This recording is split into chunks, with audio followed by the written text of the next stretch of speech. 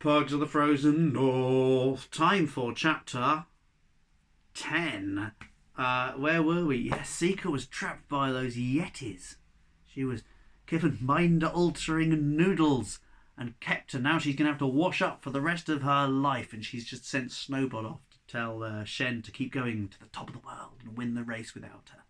I wonder if that's what's going to happen.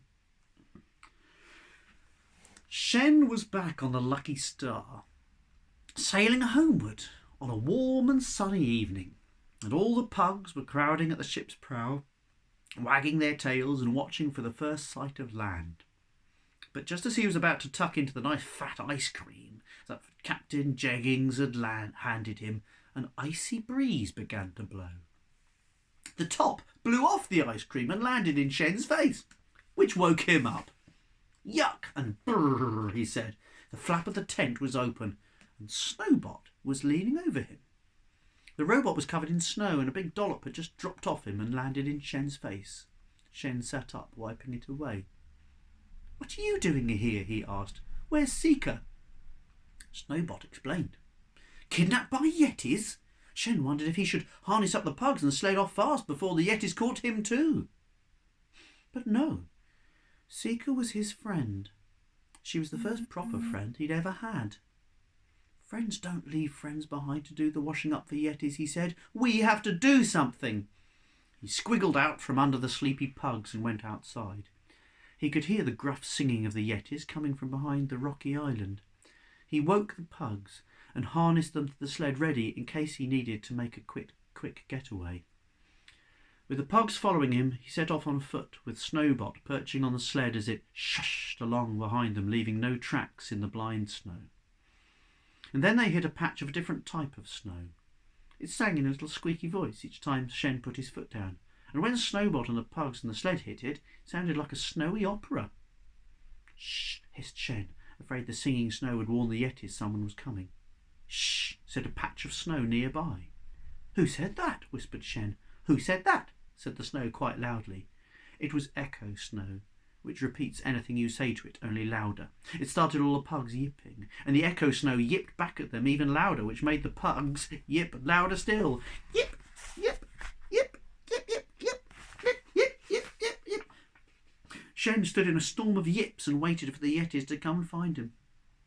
But the Yetis were far too busy enjoying themselves. It was a big treat for them when newcomers arrived and they had someone else to do the washing up for a change. They'd locked the doors of the kitchen and they were all outside on the deck, bathing in the green glow of the northern lights and singing their Yeti songs.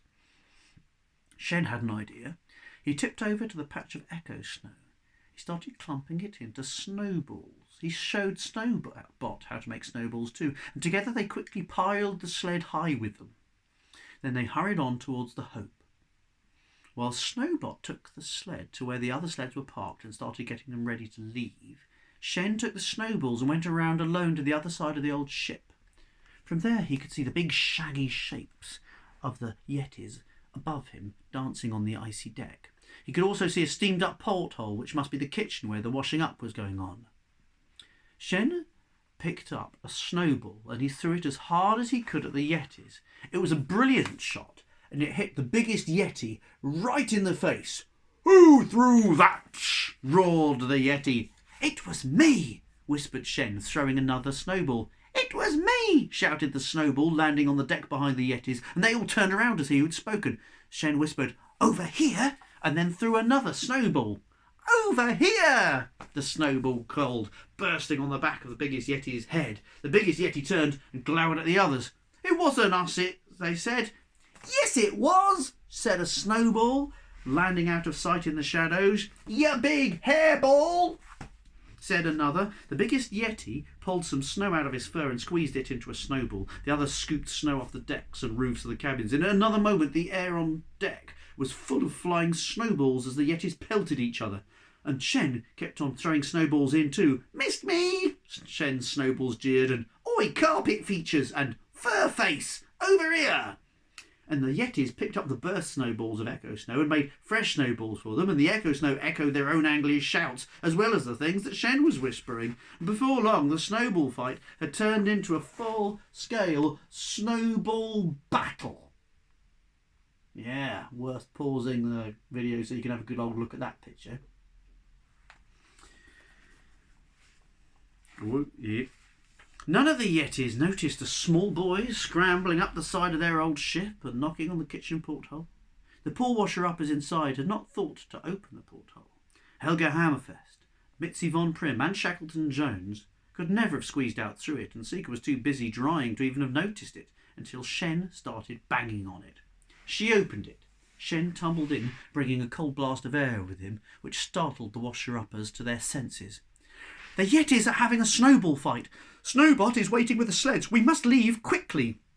He stopped, his mouth hanging open, staring at all the grown-ups. Was it just his imagination? Or had they changed?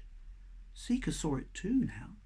Helga Hammerfest had always had a beard, but it had not been quite as long as that before, or quite that soft, and nor had it been white. Shackleton Jones had a white beard now too, and white side whiskers and bushy white eyebrows, but it was Mitzi von Prim who'd changed the most.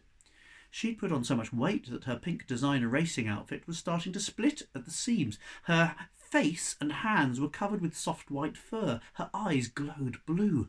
"They're turning into Yetis," said Shen. "It must be a side effect of the noodle snow," said Sika, and checked her reflection in the bottom of a freshly washed up saucepan to see if she was turning into a Yeti too. She wasn't, which was a relief. She supposed it must be because the others had all been at the Lost Hope for much longer than her and had eaten way more noodles. "That must be who these Yetis are," she said. "They're sailors from the Hope, and the other poor souls who've happened by, all transformed by eating noodle snow." Lovely, lovely noodles," said Mitzi von Prim, stroking her own soft white fur. Shackleton Jones said, "That is completely impossible. How could anyone turn into a Yeti? Most unscientific, I say." And then he caught sight of his own reflection in the pan which Sika held up in front of him. "Ah!" he shrieked. "I don't want to be a Yeti."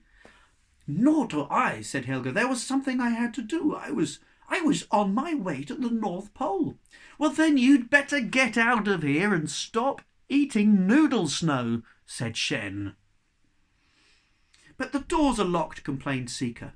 Helga stomped over to the doors and leaned on them with all her weight. There was quite a lot of Helga's weight, and the doors smashed open easily. They all ran out into the ballroom past the empty table. All except Mitzi, who stopped to pick up a few stray noodles which had fallen on the tablecloth. "Come on!" shouted Sika. "Don't eat any more of those!" cried Shackleton Jones. "But I like them," said Mitzi, slurping the noodles up. "And I like being a Yeti. Look at my lovely silky fur." And she shook off the tatters of her ski suit, stretched out her long, white, hairy arms, admiring the way the candlelight shone on her pelt. "She had way more noodles than any of the rest of us," said Helga. "But Mitzi, what about the race?" asked Shen.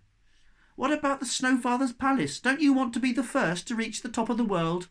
"Oh, you go on without me," said Mitzi happily. "I'm going to simply love being a Yeti, and I already have my wish. All the lovely noodles I can eat."